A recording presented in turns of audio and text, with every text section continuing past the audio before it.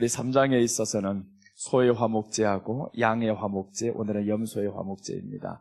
소의 화목제를 먼저 봤었죠. 소는 하나님 앞에 드려야 되는데 흠없는 곳으로 드려야 된다.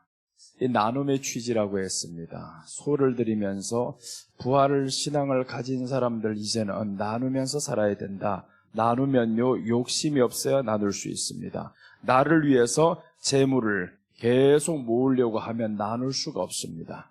그래서 나누지 못했던 솔로몬이 타락했다라는 것을 우리는 보았어요.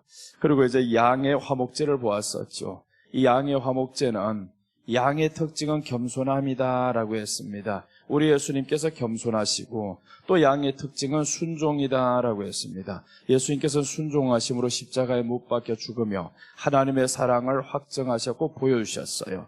그러니까 예수님이 순종하시고 겸손하시고 이런 것들로 우리에게 보여주셨는데, 양의 화목제에서 또 이제 둘째는 양을 끌어다가 안수하고 잡아라 이렇게 말씀하죠. 양에게는 안수해야 됩니다. 왜 안수를 해야 되냐? 이 양의 특징은 예수님이에요. 그럼 우리 죄가 예수님께 다 전가되는 것을 의미하죠. 안수하면서 예수님의 의가 우리에게 전가됩니다. 그리고 양에게 있어서는 6가지 기름을 불살라라 라고 했습니다. 성령 충만함으로 최고 신앙의 예배를 드려라는 겁니다. 우리가 예배에서 하나님 앞에 무너지면요 그 어떤 화목을 해도 의미 없습니다. 예배 무너진 삶에 있어서는 화목이 있을 수도 없고요, 있어봐야 가짜입니다. 오래 못 갑니다. 그래서 우리 먼저는 성령으로 충만한 예배를 드려야 된다. 솔로몬이 먼저 화목제가 아니었습니다. 번제였어요. 일천번제를 하나님께 드렸을 때 하나님이 솔로몬에게 나타나신 겁니다. 그러니까 우리에게 있어서는 먼저는 번제구나, 먼저는 십자가의 신앙이구나, 그리고 십자가 신앙 따라서 이제는 나누는 삶이 이어져야 됩니다. 자, 오늘 염소의 화목제에 대해 보겠습니다. 레위기 3장 12절에서 17절 말씀입니다. 3장 12절에서 17절 우리 다 같이 말씀 봉독해 올리겠습니다. 만일 그의 예물이 염소면 그것을 여호와 앞으로 끌어다가 그것의 머리에 안수하고 회막 앞에서 잡을 것이요, 아론의 자손은 그 피를 제단 사방에 뿌릴 것이며 그는 그 중에서 예물을 가져다가 여호와께 화제를 드릴지니 곧 내장에 덮인 기름과 내장에 붙은 모든 기름과 두 콩팥과 그 위의 기름 곧 허리 쪽에 있는 것과 간에 덮인 거풀을 콩팥과 함께 떼어낼 것이요, 제사장은 그것을 제단 위에서 불사를지니 이는 화제로 드리는 음식이요 향기로운 냄새라. 모든 기름은 여호와의 것이니라. 너희는 기름과 피를 먹지 말라. 이는 너희의 모든 처소에서 너희 대대로 지키는 영원한 규례니라. 아멘. 오늘 염소의 화목제를 봅니다. 염소의 화목제, 소의 화목제, 양의 화목제, 염소의 화목제, 이렇게 염소의 화목제까지 왔어요. 오늘 내용에 보면 앞에서 없었던 내용을 오늘 이 시간에는 다루겠습니다. 염소와 양은 사실은 같은 과로 쓰여졌습니다. 염소도 하나님 앞에 화목제로 드리고 양도 하나님 앞에 화목제로 드리고, 구약에서는 같은 의미로 제사로 드려지는데 신약에 와서는 염소는 부정적인 의미가 강합니다. 염소는 왼편에 있는 것이고 염소는 찌르는 것이고, 그래서 오늘에는 이 염소 찌르는 나쁜 쪽으로 볼 겁니다. 자, 염소의 화목제, 첫째는 염소의 의미입니다. 염소의 의미. 염소의 의미를 먼저 살펴보겠습니다. 염소, 이 염소라는 것은 비록 양과 같은 의미로 사용이 되었었지만 성경 곳곳에서 부정적인 의미로 쓰여졌다라고 했습니다. 그럼 염소를 말할 때 하나님의 말씀에 순종하지 않고 찌르기나 하고 도망다니기나 하고 파괴하고 이런 것들이 염소의 역할이었단 말이에요. 이 염소로 하나님 앞에 드려라는 겁니다. 즉 이 말씀은 죄로 오염된 인간을 새롭게 하시는 예수님이다, 이런 뜻입니다. 죄로 오염된 인간을 예수님께서 새롭게 하신다. 비록 여기에서는 염소로 하나님 앞에 드려야 됩니다. 만일 그의 예물이 염소면 그것을 여호와 앞으로 끌어다가 이렇게 말씀했는데 양과 비슷하죠. 그런데 양과 비슷한 내용으로 해석할 수 없잖아요. 그래서 이제 염소는 신약으로 보면 부정적인 면이 강하구나, 그 부정적인 면을 우리로 보니까 우리가 바로 염소 같은 사람이었었는데, 이렇게 하나님 앞에 죄로 오염된 인간이었었는데 이것을 새롭게 하네요. 이렇게 보죠. 그래서 오늘 12절 보시면, 만일 그의 예물이 염소면 그것을 여호와 앞으로 끌어다가 하나님 앞에 사용이 됩니다. 염소, 죄로 오염된 인간입니다. 이 죄로 오염된 인간을 이제 주님이 불러주셨어요. 부활의 신앙을 가지게 하셨어요. 그 다음에 어떻게 해야 되냐? 새롭게 해야 되잖아요. 죄로 오염된 우리가 이제 부활신앙을 가지면 뭐랍니까? 새롭게 안 되면 안 됩니다. 우리 마음의 그릇을 깨끗하게 해야 됩니다. 예수님이 들어오셨다고 해서 마음의 그릇이 깨끗하게 된 건 아닙니다. 어떻게 되었냐? 예수님이 들어옴으로 우리들의 신분이 바뀌었을 뿐입니다. 모든 것이 다 바뀐 건 아닙니다. 내가 예수님을 믿는다고 해서 세상과 단절하고 모든 내가 옛날 과거가 다 바뀌었을까? 그렇지는 않다라는 거죠. 예수님을 믿어도 우리 안에 과거의 모든 것들이 그대로 있습니다. 예수님의 이름 때문에 우리에게는 그 죄가 덮어졌고 용서함을 받았을 뿐이지, 죄가 완전히 우리 안에서 없어진 건 아닙니다. 죄가 있으니까 혈기내잖아요. 죄가 있으니까 사람을 비방하고 싸우고 다투고 이런 문제가 있잖아요. 죄가 없으면 이런 문제 있을 수 없습니다. 그래서 우리가 하나님 앞에서 주여, 죄로 오염된 인간을 새롭게 하신 예수님이네요. 오늘 이 사람들을 다 오라고 했어요. 화목제로 염소를 드려라. 화목제로 염소를 드려라. 죄로 오염된 내가 바로 그 염소였습니다. 이제 화목제로 하나님 앞에 드립니다. 이렇게 화목제로 드렸을 때 하나님이 우리를 깨끗하게 해주신다. 성경이 그렇게 말씀하고 있어요. 자, 골로새서 1장 20절 보겠습니다.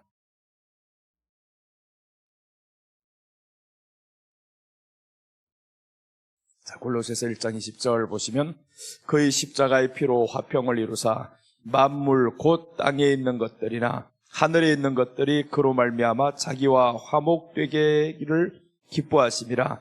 전에 악한 행실로 멀리 떠나 마음으로 원수가 되었던 너희를 이제는 그의 육체의 죽음으로 말미암아 화목하게 하사 너희를 거룩하고 흠없고 책망할 것이 없는 자로 그 앞에 세우고자 하셨으리. 자, 여기서 보시면 염소 같은 우리입니다. 어떨 때냐? 전에죠. 전에 악한 행실로라고 하죠. 21절에서 전에 악한 행실로 멀리 떠나 마음으로 원수가 되었다라는 겁니다. 이런 사람을 하나님이 불러주셨어요. 불러서 이제 하나님과 화목하게 하셨습니다. 화목하게 하신 이후에 우리로 하여금 너희를 거룩하고 라고 합니다. 흠없고 책망할 것이 없는 자로 그 앞에 세우고자 함이라.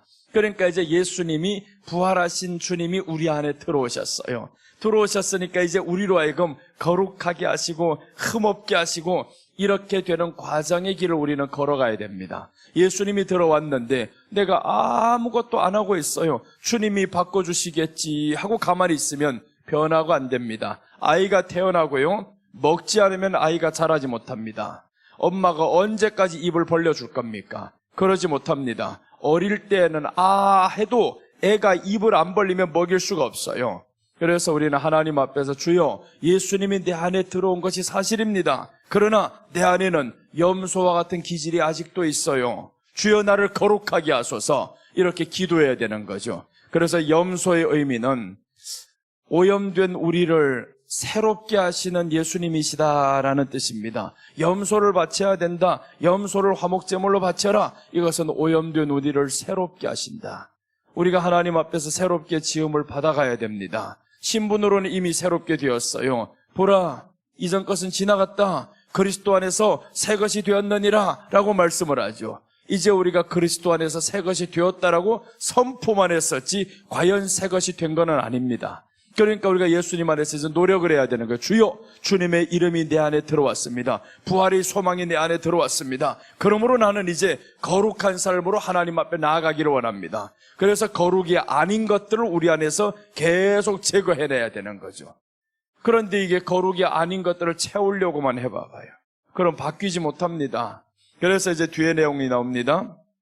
뒤에서 거룩하고 흠없고 책망할 것이 없는 자로 그 앞에 세우고자 하셨으니, 이제 하나님 앞에 세우고자 하는 뜻이 내가 책망받을 것이 없도록 하나님이 그렇게 되기를 원한다라는 겁니다. 예수님이 우리 안에 들어오시면 네가 내게 내 짐을 지고 배우라 하신 것은, 너희 안에 내 마음을 품으라 하신 것은 하나님 앞에 섰을 때 우리가 흠이 없게 하기를 원하시는 거예요.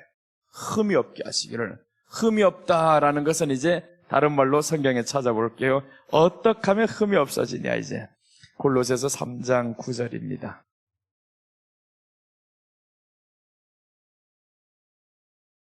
자, 골로새서 3장 9절과 10절. 자, 여기서도 이렇게 말씀합니다. 너희가 서로 거짓말을 하지 말라. 옛사람과 그 행위를 벗어버리고 새 사람을 입었으니 이는 자기를 창조하신 이의 형상을 따라 지식에까지 새롭게 하심을 입은 자니라. 자, 여기에서 우리에게 비결을 가르쳐 줍니다. 어떻게 하면 새롭게 될 것인가? 그리고 어떻게 하면 옛사람의 행위를 벗어버릴 것인가? 이스라엘 백성들이 광야에 나왔는데 옛사람의 행위가 벗어지지 않죠. 계속 광야, 저 애굽에서 있었던 그 생각, 그 기억이 계속 떠오릅니다. 그래서 결국에 하나님을 원망하고 이방인이 하는 그대로 또 하다가 뱀에게 물려 죽기도 하고, 이런 사건으로 인해서 얼마나 많은 사람들이 죽어나가요? 그런데 오늘 성경은 말씀합니다. 새 사람을 입었으니 이는 자기를 창조하신 이 형상을 따라라고 했는데 지식에까지 새롭게 하심을 입은 자니라. 이제 우리 지식에 예수님을 아는 지식을 채워넣어야 됩니다. 예수님을 아는 지식을 채워넣어야 되는 거예요. 성경 몇 장 몇 절 어디에 있어요? 이런 내용 말고요. 몇 장 몇 절이 어디에 있고 창세기 뒤에는 출애굽기요, 이런 것 아는 게 아닙니다. 예수님을 아는데 장성한 분량에 이르러라는 거예요. 예수님을 아는데 장성한 분량에 이르지 않으면, 그러면 우리 안에 예수님을 아는 지식이 채워지지 않으면 계속 더러운 대로 버려둡니다. 거룩함에 이를 수가 없습니다. 그래서 우리 안에 에베소서 4장 13절에서는 이렇게 말씀합니다. 믿음 나오는데 이 믿음을 어떻게 설명을 하냐 하면, 우리가 다 하나님의 아들을 믿는 것과 아는 일에 하나가 되어 온전한 사람을 이루어 그리스도의 장성한 분량이 충만한 데까지 이르리니, 그리스도의 장성한 분량에 충만한 데까지 이르려고 하니까 믿는 것과 아는 일이 하나가 돼야 된다. 내가 예수님을 믿어서 이분이 나를 깨끗하게 하셨어요. 그럼 깨끗하게 하셨다라는 지식이 우리 안에 들어옴으로 인해서 이 지식이 이제 들어왔죠. 믿는 거예요. 근데 믿는 그 지식이 내 안에 들어오면 아는 것이 됩니다. 아는 것이 되면 그때부터 이제 자라게 되어 있죠. 사람이 행하지 못하면요, 몰라서 행하지 못합니다. 모르면 행하지 못합니다. 오늘 복권 몇 번 잡으면 1등 당첨합니다. 누구에게 가르쳐 주기만 해봐요. 그럼 바로 살 겁니다. 5,000원, 10,000원 줘도 살 거예요. 왜 그러냐? 확실한 정보라면, 확실히 아는 지식이라면 살 수 있습니다. 모르는 것에 있어서는 참 불안합니다. 모르는 것에 있어서 투자를 하기에 불안하고요, 거기에 마음을 쏟기에 불안하고요, 항상 긴장합니다. 그런데 우리 예수님은 네가 믿는 것과 아는 일에 하나가 되어라. 예수님을 점점 알아서 그리스도의 장성한 분량이 충만한 데까지 이르러라. 이 예수님을 알기 시작하면 그때부터 우리 안에는 평안이 더 넘치겠죠. 그래서 그리스도 안에서 항상 기뻐할 수 있다라는 겁니다. 사도 바울이 예수님을 알고 보니까 이제 우리 어디를 보냐면요, 빌립보서 3장 8절과 9절 한번 보겠습니다. 사도 바울이 예수님을 아는 지식이 이제 저희 안에 들어옵니다. 예수님을 아는 지식이 들어오니까 이런 행동을 합니다. 자, 보세요.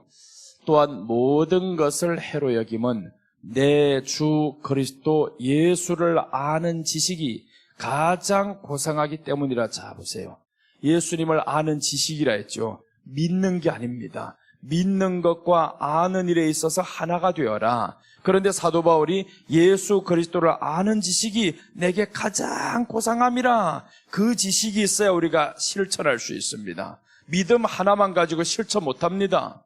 믿는 그분에 대한 지식이 우리 안에 들어와야 실천할 수가 있어요. 변화받을 수 있습니다. 믿음은 좋은데, 그러니까 그 믿음이 어떤 믿음이냐? 네가 추구하는 믿음이었지 예수님이 원하는 믿음은 아니라는 겁니다.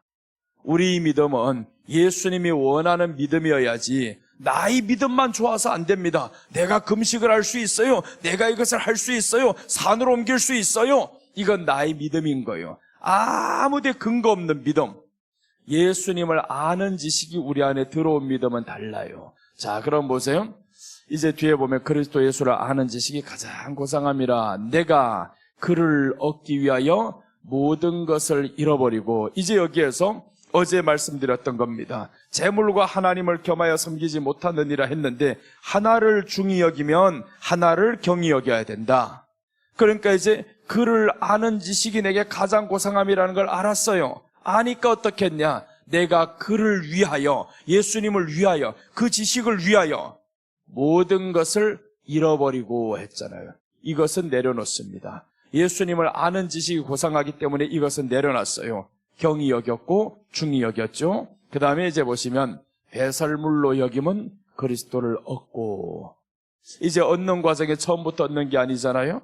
처음부터 얻는 게 아닙니다. 먼저는 예수님을 아는 지식이 고상함이라 이것을 알았어요. 알고 나니까 이제 버리잖아요. 내게 있는 모든 것을 배설물로 버렸습니다. 버리고 났더니 예수님을 얻었어요. 여러분, 이게 순서입니다. 삭개오에게 들어갔던 예수님 보세요. 구원을 선포할 때 들어가자마자 구원 선포한 게 아니잖아요. 오늘 이 순서를 그대로 보면 삭개오의 순서하고 똑같습니다. 먼저는 예수님을 아는 지식이 들어왔습니다. 알게 되니까 잃어버립니다. 내게 있는 것을 내려놓습니다. 내려놓고 버리고 하니까 예수님을 더 얻었어요. 내 안에 다른 것이 있으면 예수님을 얻어도 반반입니다. 그러니까 예수님을 많이 얻고 싶으면 모든 것을 잃어버리고 라고 나오죠. 모든 것을 잃어버리고 내가 그를 위하여 모든 것을 잃어버리니까 내 안에 모든 것은 예수님이 되어버리는 겁니다. 그런데 절반을 남기고 절반 예수님이라 하면 그럼 모든 것이 아니죠.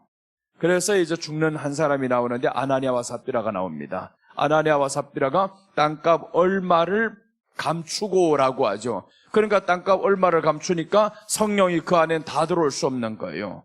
중히 여기는 거 아닙니다. 똑같이 여겼다 이거죠. 이를 경히 여기고 저를 중히 여김이라 해야 되는데 사도 바울은 보세요. 예수님을 아는 지식이 가장 고상함이라 하니까 내가 그를 위하여 모든 것을 잃어버리고 배설물로 여김은 하잖아요. 모든 것을 잃어버렸다. 모든 것을 내려놓았다. 그만큼 가치가 있다라는 겁니다. 그러니까 예수님을 얻었어요. 자, 이 내용과 함께 이제 누가복음 19장 한번 또 같이 비교해 봅니다. 누가복음 19장 4절에서 8절까지 보시면 이 내용이 나옵니다. 자, 누가복음 19장 4절에서 보시면 앞으로 달려가서 보기 위하여 돌 무화과 나무에 올라가니 이는 예수께서 그리로 지나가시게 되밀어라. 5절 예수께서 그곳에 이르사 쳐다보시고 이르시되 삭개오야 속히 내려오라. 내가 오늘 내 집에 유하여야 하겠다 하시니 이제 삭개오와 예수님의 만남이었어요. 삭개오가 왜 거기에 나갔겠습니까? 예수님을 아는 지식이 들어온 거예요. 예수님을 아는 지식이 들어오니까 행할 수 있죠. 그러니까 예수님에 대해서 하나도 모른다고 하면 행할 수가 없습니다. 내가 그를 위해서 어찌 내려놓을 수 있을까? 내가 그를 위해서 어찌 헌금할 수 있을까? 이게 말이 안 되는 겁니다. 근데 삭개오는 예수님에 대한 지식이 있어요. 사도 바울이 예수님을 아는 지식이 가장 고상함이라 했더니 전부를 다 모든 것을 잃어버리고 라는 이런 각오가 생깁니다. 오늘 삭개오가 마찬가지죠. 예수님을 아는 정보가 이제 들어왔습니다. 그러니까 그 정보를 붙잡고 나갔죠. 나가서 행합니다. 이제 하니까 보세요. 예수님이 들어가겠다라고 했습니다. 들어갈게. 그 다음에 이제 6절 봅니다. 급히 내려와 즐거워하며 영접하거늘. 이 믿음의 첫 단계입니다. 믿음의 첫 단계가 이제 정보가 들어왔으니까 예수님께 내가 나가야 돼.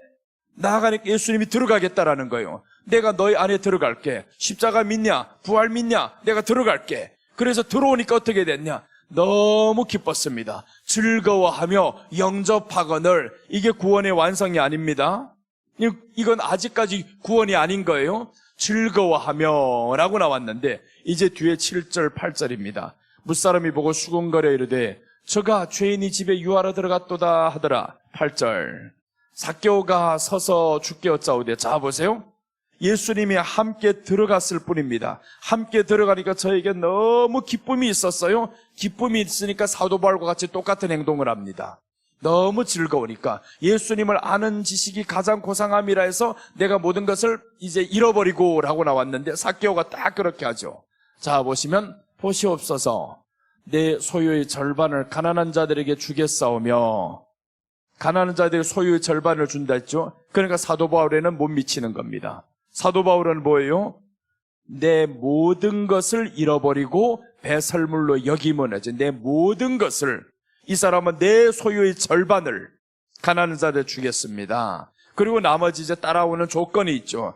누구에게 누구의 것을 속여 빼앗은 일이 있으면 네 갑절이나 갚겠나이다.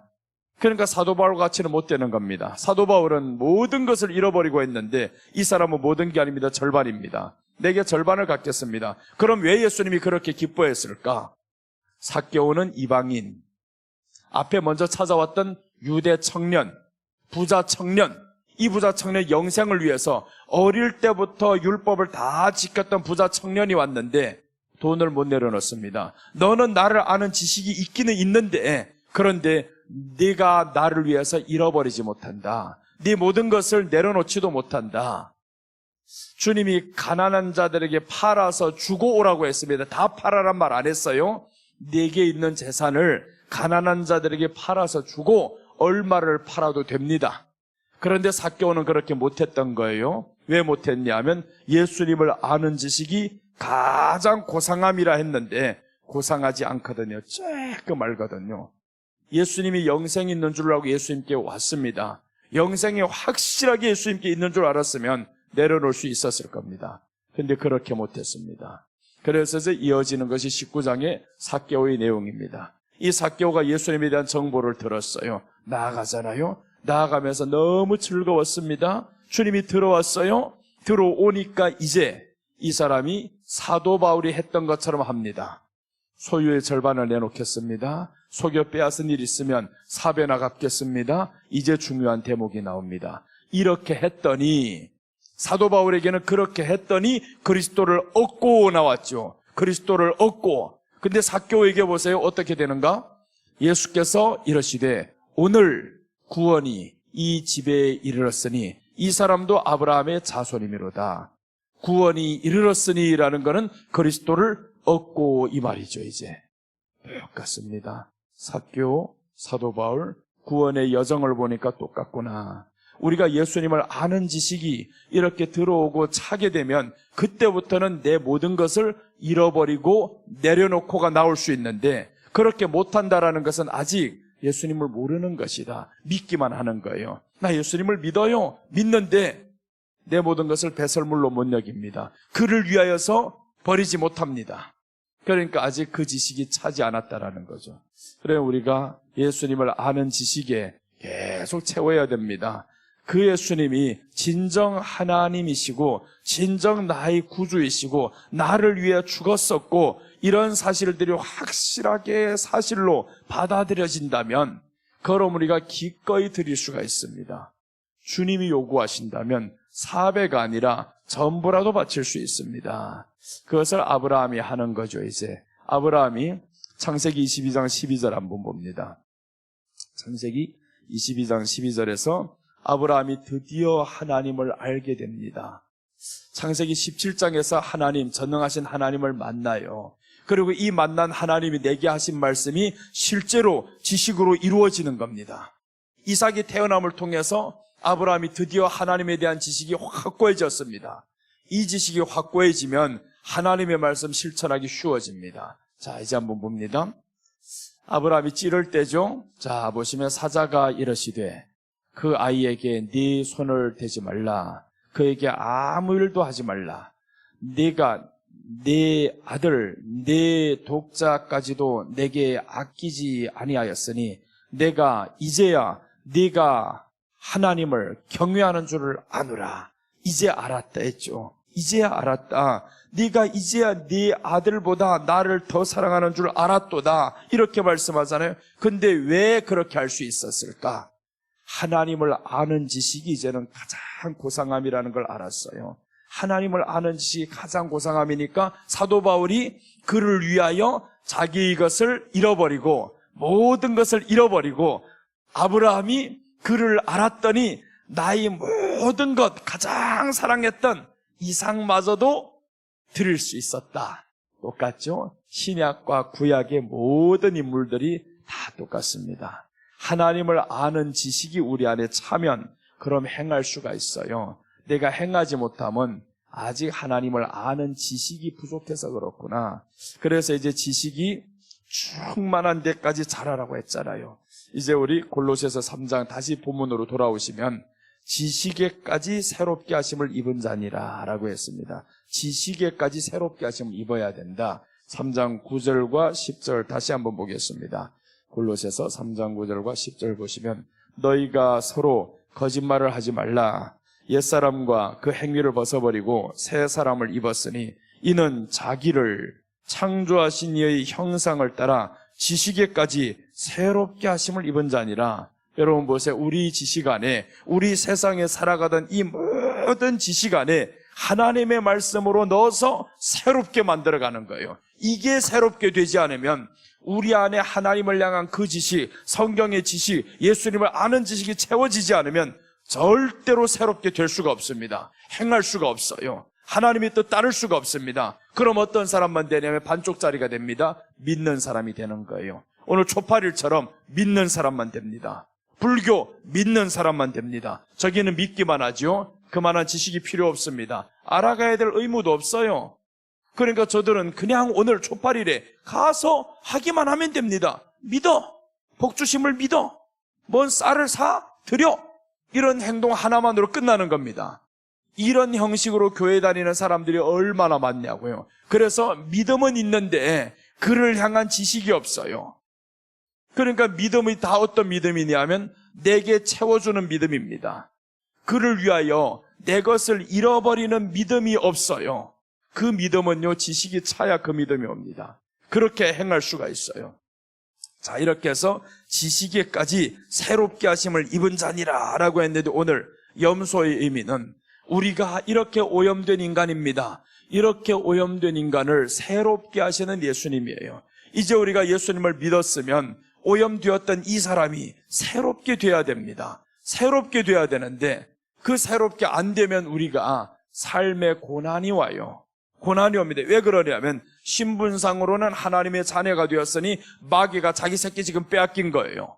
마귀가 볼 때는 자기 새끼 지금 빼앗겨버렸습니다. 자기 세력을 하나 지금 빼앗아간 거예요. 그런데 우리 안에 그 지식으로까지 차버리면 마귀가 우리에게 꼼짝 못합니다. 어떻게 할 수가 없어요. 가지고 장난칠 수가 없습니다. 하나님의 지식으로 가득히 차버리니까 두렵지도 않고. 그런데 이놈 마귀가 보니까 저기는 믿기만 하네. 내가 조금만 손대면 얘는 올 수 있겠네. 이런 판단이 든단 말이에요. 조금만 손대면. 그러니까 사람들 보세요.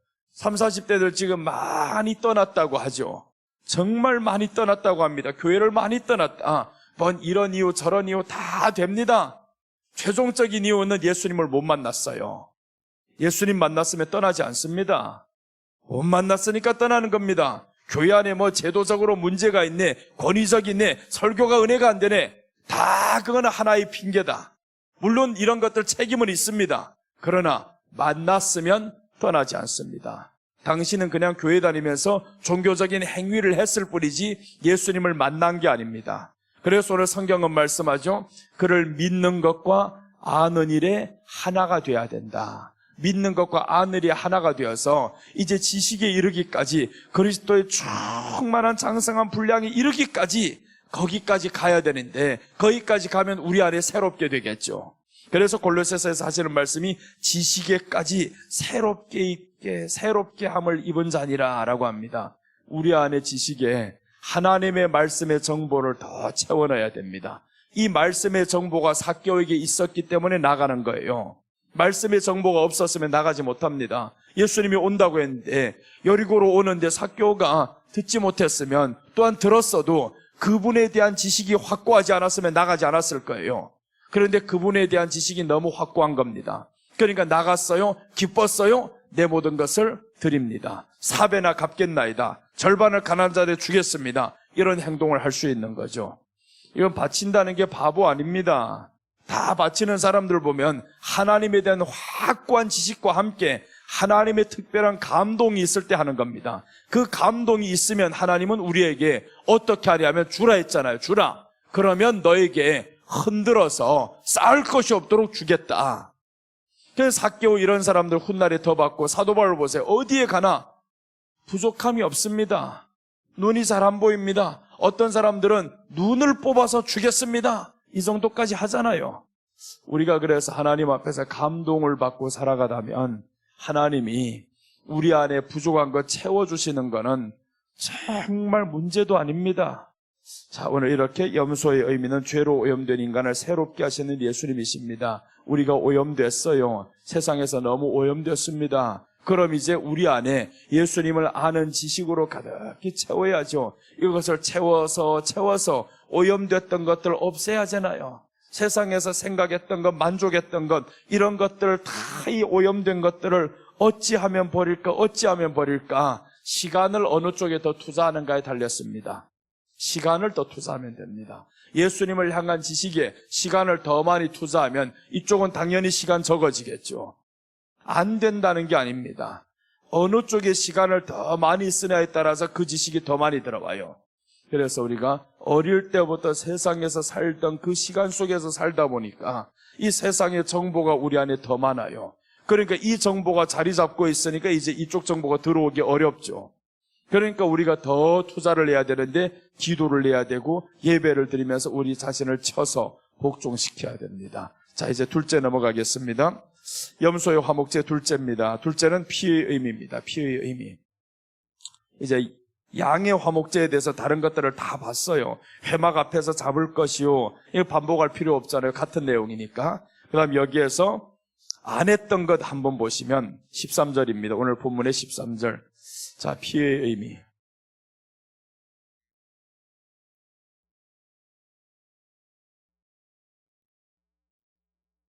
여기에 염소의 의미는 죄로 오염된 우리입니다. 죄로 오염된 우리. 우리를 깨끗게 하십니다.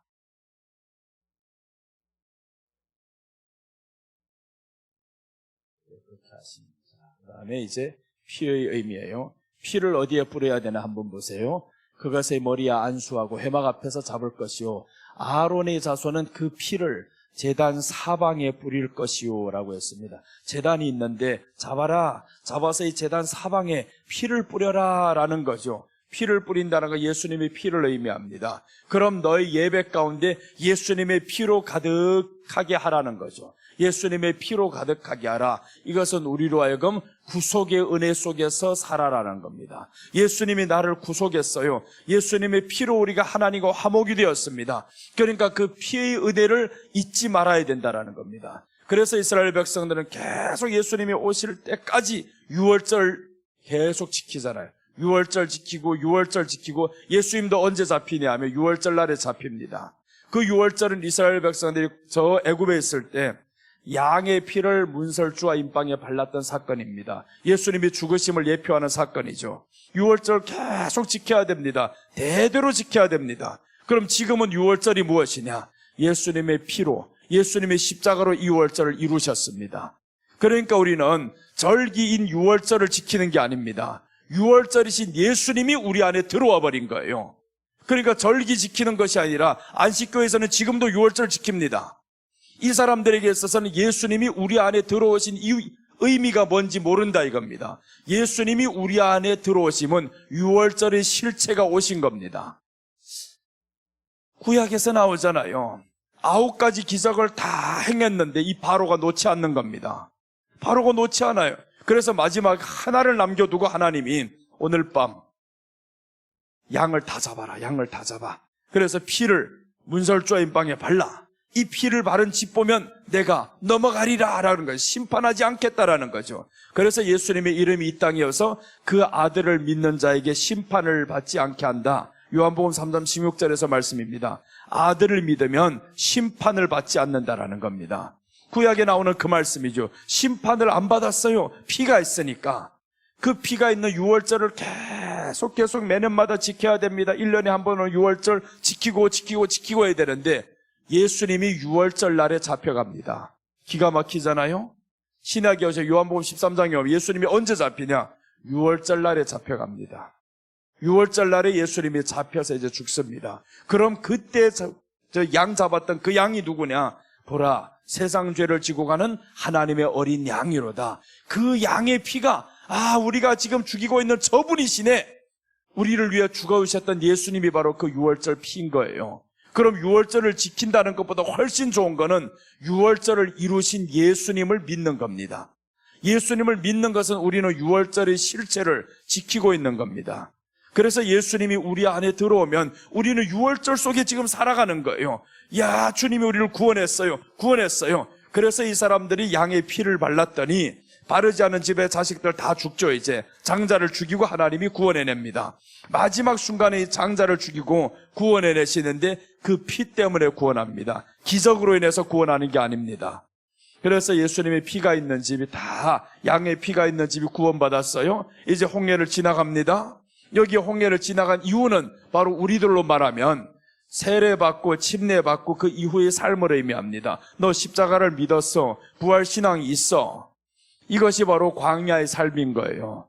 홍해 지난 것을 고린도전서 10장 1절과 2절은 홍해를 지나며 너희 조상들이 바다 가운데 지나는 것은 세례를 받았으며 이렇게 말씀이 나와요. 세례를 받았다라는 겁니다.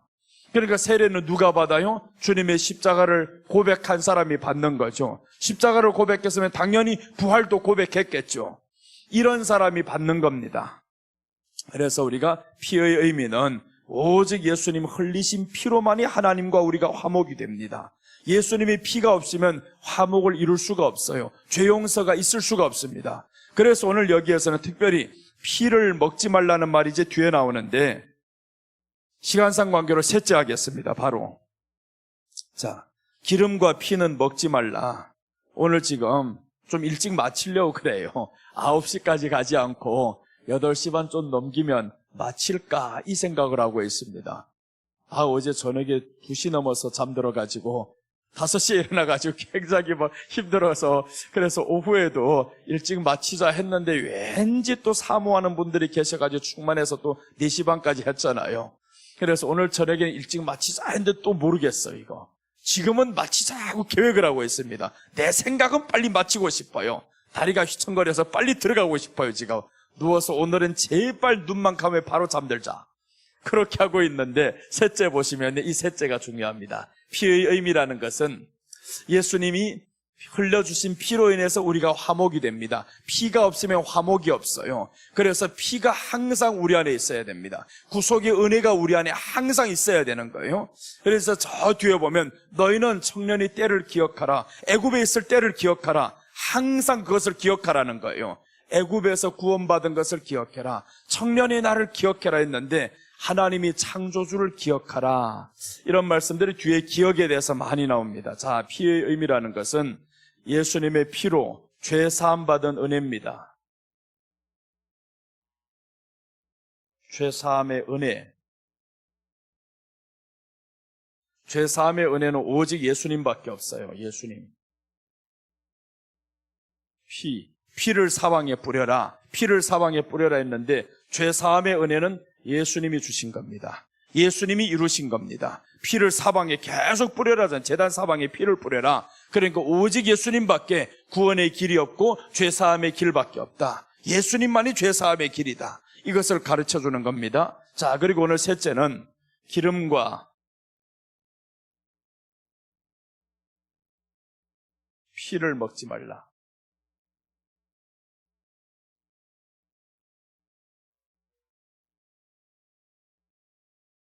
몇 절이냐면 17절이죠. 17절 한번 보겠습니다. 너희는 기름과 피를 먹지 말라. 이는 너희의 모든 처소에서 너희 대대로 지킬 영원한 규례니라. 피를 먹지 말라. 이게 지금요, 보통 율법으로 나아가는 사람들은 돼지피나 순대나 안 먹습니다. 순대도 안 먹어요. 피에 대해서 피 먹지 말라. 성경에 피를 먹지 말라 했으니까 먹지 않습니다.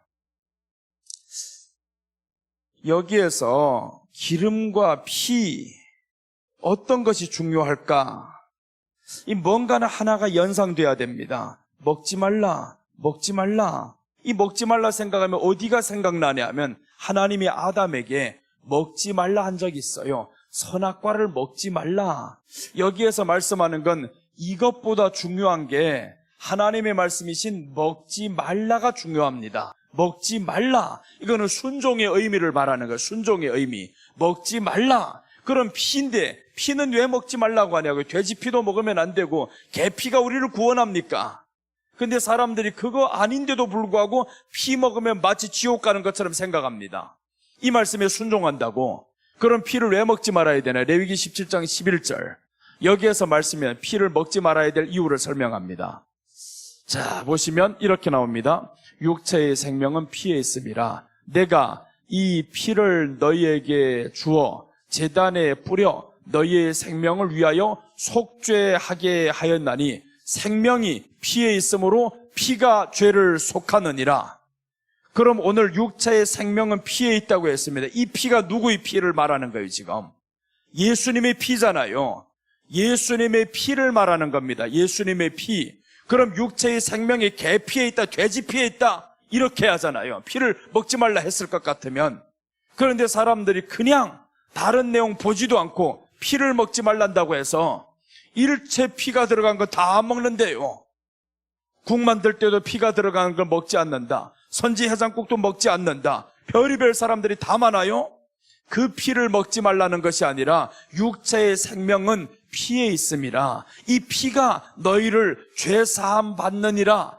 저기서 말씀하죠. 피가 죄를 속하느니라. 근데 피가 죄 속함은 예수님의 피잖아요. 예수님의 피가 우리를 죄 속하니까 그럼 뭐냐 하면 육체의 생명은 피에 있음이라. 살인하지 말라는 거죠. 이제 피에 있음이라.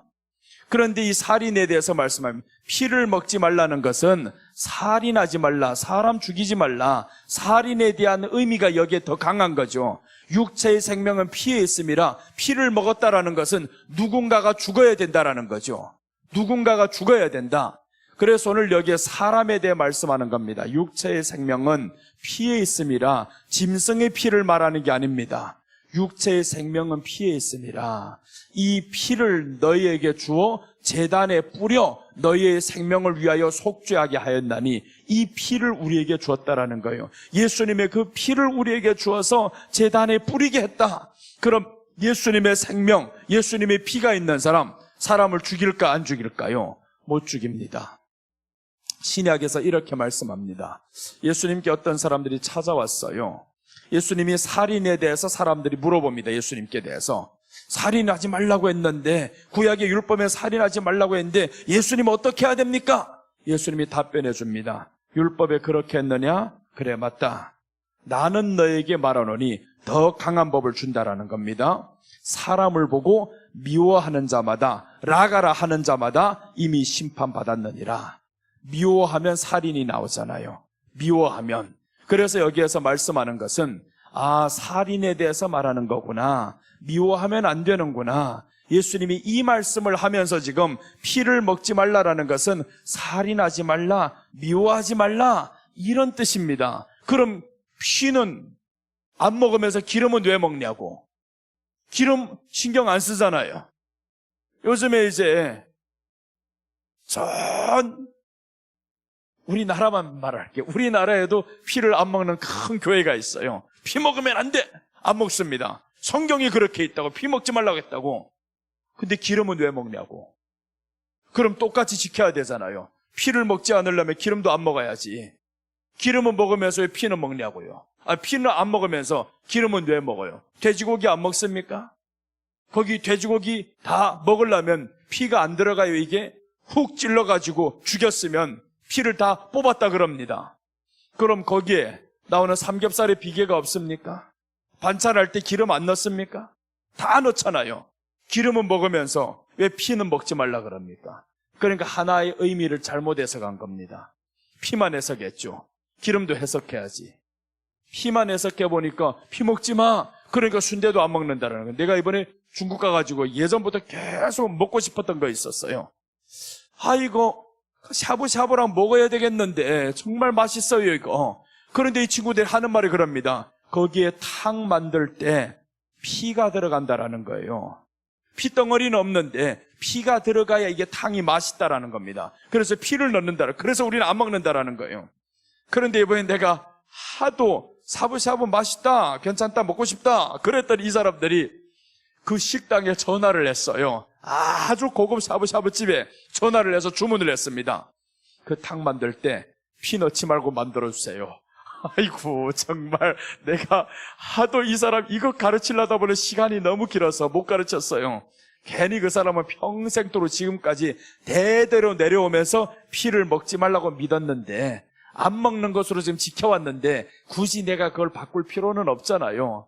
너희들 그거 안 먹으려면 먹지 마. 그러면 되는 거예요. 굳이 바꿔가지고 뭐 생명에 대해서 지장되는 건 없습니다. 이렇게 해서 피를 먹지 말라. 여기보다 중요한 게 있습니다. 기름과 피, 이것보다는 선악과를 먹지 말라. 선악과를 먹지 말, 이 먹지 말라가 우리에게 각인돼야 됩니다. 먹지 말라가 중요하구나. 선악과를 먹지 말라 했던 것은 하나님의 법으로 지금 두신 거예요. 하나님의 법이 있다. 이 피를 먹으면 안 된다. 예수님의 피를 범하면 안 된다. 이런 거죠. 그래서 이제 너희는 기름과 피를 먹지 말라. 기름에 대해서 말씀도 없이 이제 기름에 대해서 설명드릴게요. 기름은요, 우리에게서 힘의 원천을 의미합니다. 기름은 하나님께 드려라는 거죠. 지금 여기에서 모든 6가지 기름은 다 떼어가지고 하나님께 드려라는 거예요. 기름이 없으면 사람이 힘이 없어집니다. 기름은 힘의 원천인 거예요. 기름이 너무 많아서 요즘에는 문제죠. 기름은 사람에게 정말 필요한 겁니다. 그래서 이제 구약성경에 감람유가 나오잖아요. 기름이 필요합니다. 이 기름이 없으면 모든 것이 있을 수가 없어요. 할 수가 없습니다. 기름은 또한 성령을 예표합니다.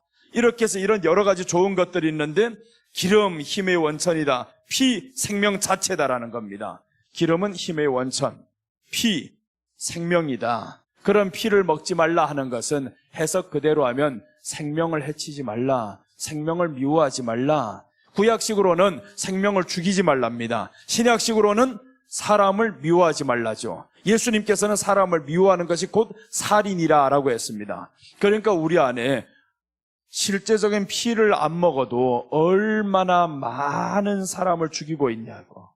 미워했던 적 한두 번 아니잖아요. 얼핏하면 사람 미워지고 다투고 싸우고 이런 일들 계속 있잖아요. 그러니까 피를 먹지 말라는 것은 미워하지 말라, 살인하지 말라. 요즘엔 살인 정말 너무 쉽게 일어납니다. 너무 쉽게 살인하는데 믿는 사람들은 이런 거 하면 안 됩니다.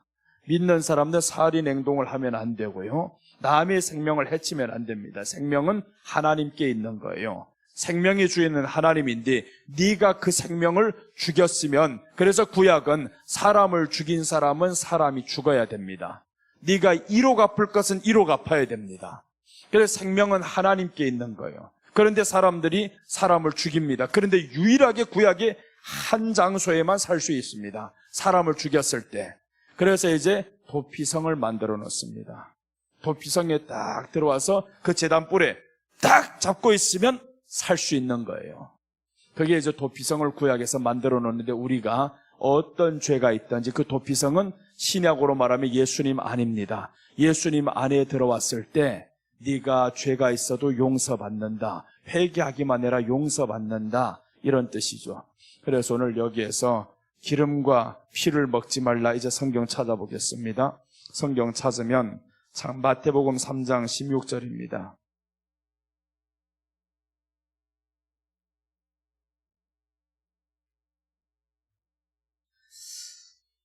자, 마태복음 3장 16절 보시면 예수께서 세례를 받으시고 곧 물에서 올라오실새 하늘이 열리고 하나님의 성령이 비둘기같이 내려 자기 위에 임하심을 보시더니 하늘로부터 소리가 있어 말씀하시되 이는 내 사랑하는 아들이요 내 기뻐하는 자라. 예수님은 보세요, 순종을 이루러 왔었잖아요. 먹지 말라 했는데 예수님은 대표적으로 순종을 이루시는 분입니다. 기름과 피를 먹지 말라 했는데, 선악과를 먹지 말라 했는데 아담은 선악과를 먹었단 말이에요. 먹지 말라고 했으면 먹지 말아야 됩니다. 그런데 아담은 먹었다라는 것은 하나님의 말씀에 불순종했다. 그럼 우리가 이제 뜻을 더 알면 피는 생명을 해치지 말라, 먹지 말라고 했으면 더 이상의 미워하면 안 되겠네. 내 안에 사람을 미워하는 마음이 있으면 안 되겠네. 그 사람도 내 이웃이면 더 안 되겠네. 이렇게 가야죠. 이제 내 이웃이 누굽니까? 집안에 같이 사는 사람, 친척, 가족, 이 사람들이 이웃이 아닙니까? 가장 가까운 이웃, 교회 식구가 이웃이 아닙니까? 그럼 이런 사람들을 먹지 말라는 건 미워하지 말라. 그래서 이제 미워하면 안 되는 겁니다. 미워하면 우리 안에 이 독이 생겨요. 미워하면 내 안에서 더 힘들어집니다. 하나님이 우리를 위해서 미워하지 말라는 거예요. 원수를 내게 맡기라고 한 겁니다. 원수는 미워하게 되어 있죠. 그런데 원수를 내게 맡기라는 겁니다. 네가 미워하는 순간 피를 먹게 되어 있다. 이거죠. 피를 먹게 되어 있다. 기름, 힘의 원천, 하나님께 드리라. 그 기름은 너를 위해서 쓰는 게 아니다. 하나님께 너희 모든 힘을 다하여 그것을 마태복음 22장 37절의 말씀과 이 말씀이 똑같습니다. 기름은 힘의 원천이다. 하나님께 사용해라는 거예요. 이 기름은 하나님께 사용해라. 자, 보시면 예수께서 이러시되 네 마음을 다하고 목숨을 다하고 뜻을 다하여 주 너희 하나님을 사랑하라 하셨으니 이제 모든 힘의 원천, 모든 힘을 하나님을 사랑하는 데 써라 이 말입니다. 그러니까 기름을 먹지 말라는 것은 너를 위해서 힘쓰지 마. 하나님께 이 힘을 써라는 거죠. 하나님께 힘을 써.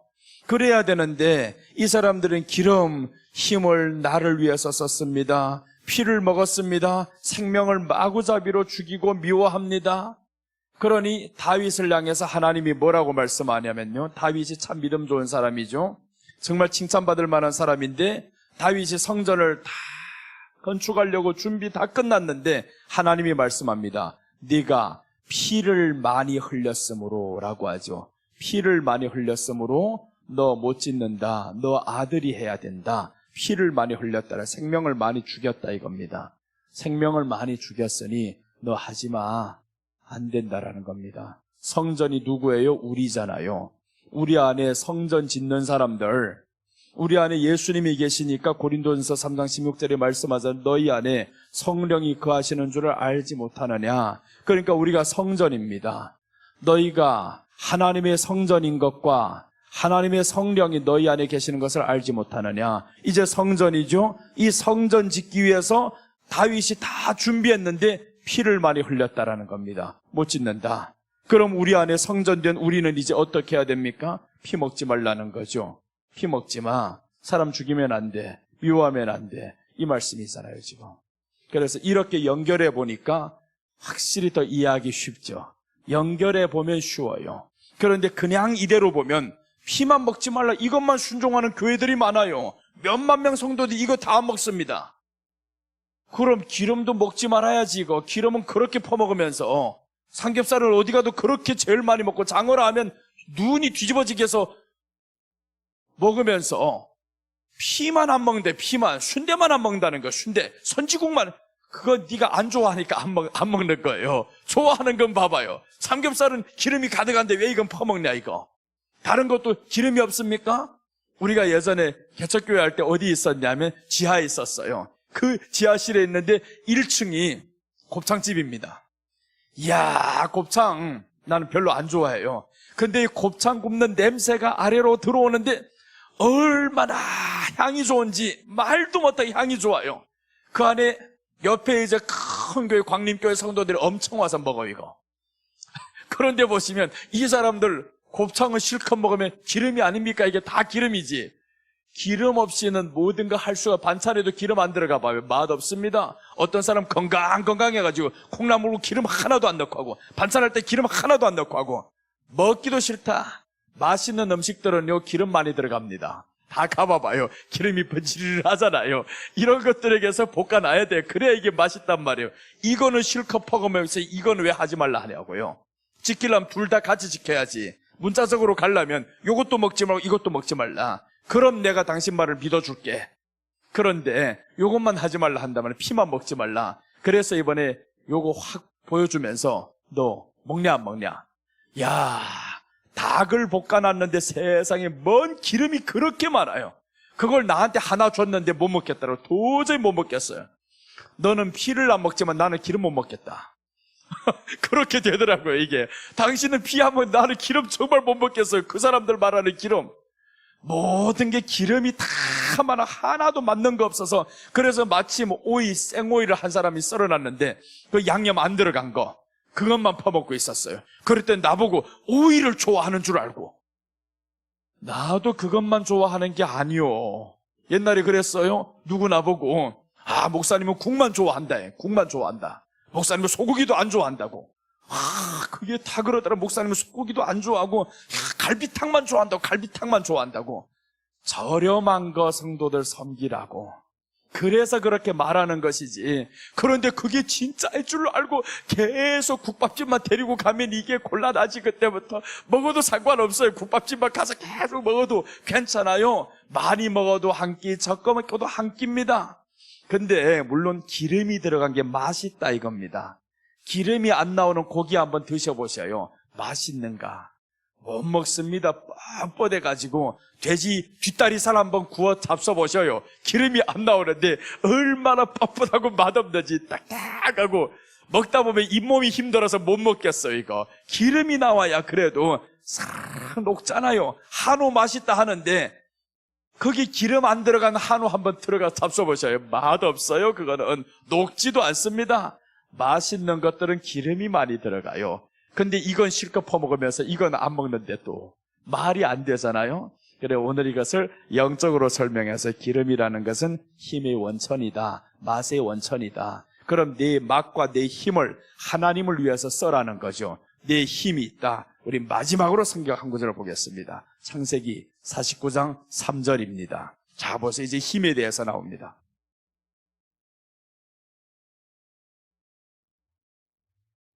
창세기 49장 3절 보시면, 루벤아, 너는 내 장자요, 내 능력이요, 내 기력이 시작이라. 위풍이 월등하고 권능이 탁월하다마는 4절, 물이 끓음 같았은즉 너는 탁월하지 못하리니 네가 아버지 침상에 올라 더럽혔음이로다. 그가 내 침상에 올랐었도다. 보세요. 위풍이 당당하다. 기력이 시작이라. 힘이죠. 너는 나의 힘의 시작이라. 나의 위풍이다. 이렇게 엄청난 힘을 가지고 어디에 썼냐면 아버지 침상을 더럽히는 데 썼습니다. 아버지 침상은 하나님으로 말하면 교회를 더럽히는 데 썼다 이 말이잖아요. 교회를 더럽히는 데 썼다. 교회를 죽이고 핍박하는 데 썼다. 이게 완전히 반대였잖아요. 기름 가지고 최상의 힘을 가지고 하나님을 위해서 써야 될 이 힘을 너는 너를 위해 썼고 파괴하는 데 써버렸습니다. 이게 안 될 거잖아요. 그래서 이 르우벤이 장자에서 벗어납니다. 너는 장자의 결에 이제 못 들어가. 둘째, 셋째에게 넘어가야 되는데 둘째, 셋째는 힘을 또 어디다 썼냐? 살인하는데 피해다 씁니다. 자, 보세요. 이제 르우벤하고 시므온과 레위를 여기에 갖다가 맞춰볼게요. 르우벤은 기름입니다. 힘입니다. 이 힘을 자기를 위해 썼습니다. 정욕을 위해서 썼어요. 르우벤 기름, 먹지 말라 했는데 먹었습니다. 피, 레위하고 시므온이 둘째, 셋째입니다. 레위와 시므온이 자기 여동생이 강간을 당했어요. 너무 화가 나요. 내 여동생이 지금까지 얼마나 믿음 안에 살았는데 니들이 강간을 해? 그래서 세겜의 남자, 그 집에 있는 사람들, 네가 우리 동생을 가지고 싶으면 네 족장에 있는 모든 사람들 다 할례를 받아야 돼. 그래서 할례를 받게 만들었어요. 다 할례를 받게 만들었는데 레위와 시므온이 들어가서 할례 받는 남자를 다 죽여버렸습니다. 그 집안에 할례 받은 남자 다 죽여버리니까 세겜 족속들이 화가 났잖아요. 너희 집 딸을 주기로 약속해놓고 할례 받기로 하면 주기로 했는데 어떻게 다 죽여? 살인했습니다. 피를 먹지 말라고 했는데 피를 흘렸어요. 그래서 레위와 시므온도 장자에서 제외됩니다. 결국에 유다에게 오죠. 유다에게는 이 두 가지가 다 없습니다. 유다는 요셉을 팔 때 죽이려고 했을 때 무덤에서 건진 사람이 유다입니다. 유다 자기가 넷째이면서도 불구하고 생명은 죽이지 맙시다. 그럴 바에는 팝시다. 그래서 요셉이 죽임당하지 않고 무덤에서 죽지 않고 애굽에 팔려가는 겁니다. 유다 보세요. 자기 지혜를 살리는 데 썼죠. 그 다음에 이제 나아가서 피 살리는 데 썼습니다. 지혜와 생명 다 살렸잖아요. 둘 다. 그러니까 누구에게 장자권이 갑니까? 유다에게 가잖아요. 유다에게 갑니다. 먹지 말라 하는 것을 안 먹으면 환경이 잘 되게 돼 있습니다. 그런데 네가 힘을 엉뚱한 데 써버리면 안 된다 이거죠. 안 된다.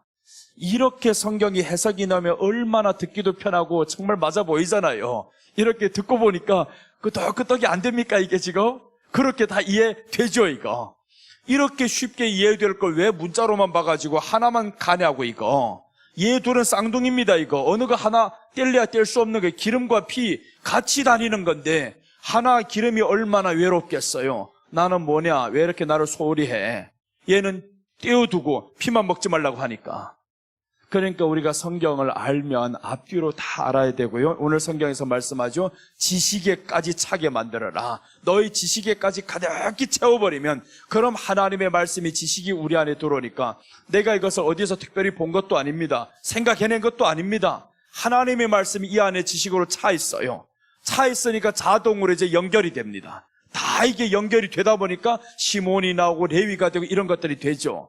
그러니까 여러분 우리 안에 하나님의 말씀의 지식과 정보를 가득히 채워넣으면 당연히 세상의 지식을 이기게 되어 있습니다. 하나님의 지식 가장 고상함이라 했잖아요. 세상 지식은 초등학문이다. 철학과 이 모든 것들이 다 초등학문이다. 하나님의 말씀의 지식이 최고입니다. 그 최고의 지식이 솔로몬에게 들어가 버리니까 모든 것을 다 얻잖아요. 우리가 하나님의 말씀이 지식이 들어와 버리면 지금은 아닌 것 같은데 조금만 지나보세요. 역사가 일어납니다. 확 바뀌게 되어 있습니다. 그래서 우리가 지금 기회에 있는 동안 하나님 말씀의 지식을 계속 채워야 됩니다. 또 채우고 쌓으시기를 바랍니다. 기도하겠습니다. 하나님 아버지 감사합니다. 오늘 이렇게 염소의 화목제에 대해서 보았습니다. 염소, 부정한 동물로서 하나님 우리가 하나님 앞에 부정했었는데 오염된 인간이었었는데 예수님의 은혜로 이렇게 깨끗함에 이르게 하심을 감사드립니다. 이제 우리가 하나님